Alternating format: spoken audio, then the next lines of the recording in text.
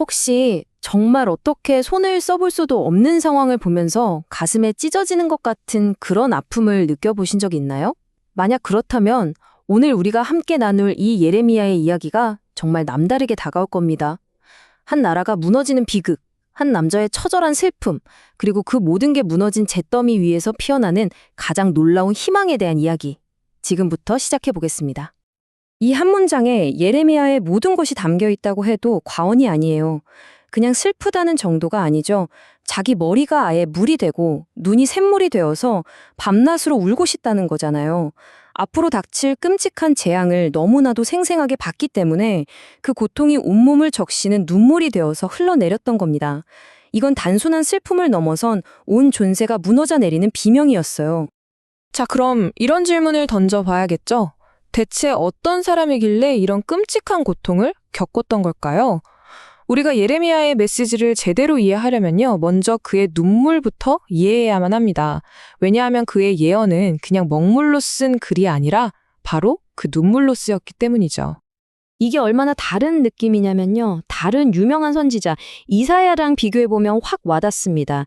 이사야의 예언이 마치 거대한 오케스트라가 연주하는 웅장한 교향곡 같다면 예레미야의 예언은 가장 사랑하는 사람을 잃은 한 인간의 통곡, 그 자체에 가까워요.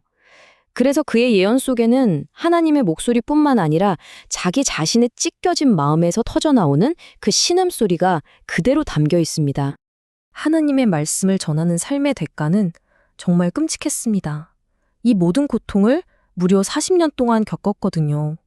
평생 혼자 살라는 명령, 믿었던 가족과 친구들의 배신, 왕과 제사장 같은 권력자들의 핍박, 그리고 끊임없는 살해 위협까지. 여러분 한번 상상해 보세요. 이런 삶을 40년이나 버텨낸 사람의 입에서 나오는 경고가 과연 얼마나 절박하게 들렸을까요? 자, 그렇다면 도대체 무엇이 예레미야를 그리고 그가 사랑했던 나라를 이토록 깊은 절망의 수렁으로 몰아넣었던 걸까요? 이제 시간을 거슬러 올라가서 유다 왕국이 멸망 직전에 그 거대한 혼돈 속으로 빠져들던 시대로 한번 들어가 보겠습니다. 와, 이 타임라인이 모든 걸 보여주네요.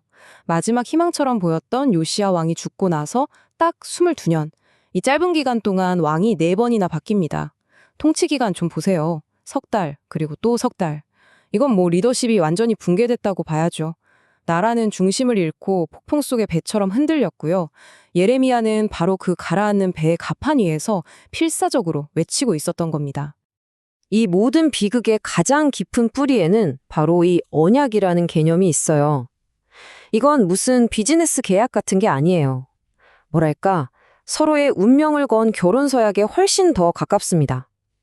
너희가 나만 사랑하면 내가 너희를 영원히 지켜주고 축복하겠다. 이런 약속이었죠. 그런데 이스라엘이 바로 그 서약을 깨버린 겁니다. 예레미야가 이 배신을 정말 기가 막힌 비유로 설명하는데요. 이들이 저지른 죄는 딱 2가지라는 거예요. 첫째는 시원한 생수가 콸콸 솟아나는 진짜 샘, 즉 하나님을 그냥 버리고 떠나버린 죄. 그리고 둘째는 그 대신 목마름을 해결하겠다고 자기들이 힘으로 직접 팠는데 그게 물 한 방울 담지 못하는 깨진 웅덩이였다는 거죠. 그러니까 우상이나 주변 강대국 같은 헛된 것들을 기대봤자 결국엔 아무것도 남지 않는다는 아주 뼈아픈 지적이었습니다. 경고는 수십 년 동안 계속됐습니다. 하지만 아무도 귀 기울이지 않았죠. 그리고 마침내 이야기의 흐름을 완전히 바꿔버리는, 더는 되돌릴 수 없는, 그야말로 돌아올 수 없는 강을 건너는 사건이 터지고 맙니다. 무려 23년입니다. 23년 동안이나 외쳤는데도 듣지 않으니까 하나님이 마지막 카드를 꺼내드십니다. 예레미야에게 그동안 선포했던 모든 경고를 이 두루마리에 전부 기록하게 하신 거죠. 이건 정말 마지막 경고인 동시에 마지막으로 내미는 자비의 손길이었습니다. 이 두루마리가 왕에게 전달되기까지의 여정은 꼭 한편의 스릴러 영화 같아요. 예레미야의 입에서 나와서 서기관 바룩의 손을 거치고 성전에 모인 수많은 사람들의 귀를 지나서 마침내 나라의 운명을 쥔 왕의 바로 눈앞에 도착합니다. 모든 게 바로 이 순간에 달려 있었죠. 그런데 왕의 반응이 정말 상상을 초월했습니다. 신하가 두루마리를 읽어주자마자 그걸 서기관이 쓰는 작은 칼로 잘라서 옆에 있던 화로 불에 던져버린 거예요. 한 장, 또 한 장, 두루마리가 완전히 재가 될 때까지요. 이건 그냥 책을 태우는 행위가 아니었습니다. 하늘을 향한 명백한 조롱이었고 당신의 경고 따위는 나한테 한 줌의 재에 불과하다는 오만한 선전포고였죠. 두루마리가 재가 되는 그 순간 유다의 운명도 함께 타버렸습니다. 왕의 그 오만한 행동은 하나님의 마지막 자비로운 제안에 대해 거절합니다라고 공식적으로 서명한 것과 같았어요. 이제 멸망으로 가는 길 위에는 그 어떤 브레이크도 남아있지 않게 된 겁니다. 자, 그런데 여기서 우리는 한 걸음 더 깊이 들어가 봐야 합니다. 아니, 한 나라가 어떻게 이렇게까지 망가질 수가 있죠? 이게 단순히 왕 한 명의 잘못된 선택 때문이었을까요? 예레미야는 아니라고 말합니다. 문제는 훨씬 더 깊은 곳, 바로 사람들의 마음에 있다고 진단하거든요. 사실 좀 이상하지 않으세요? 나라가 망하게 생겼는데 왜 그냥 잘못했습니다 한마디 하고 돌아설 수 없었을까요?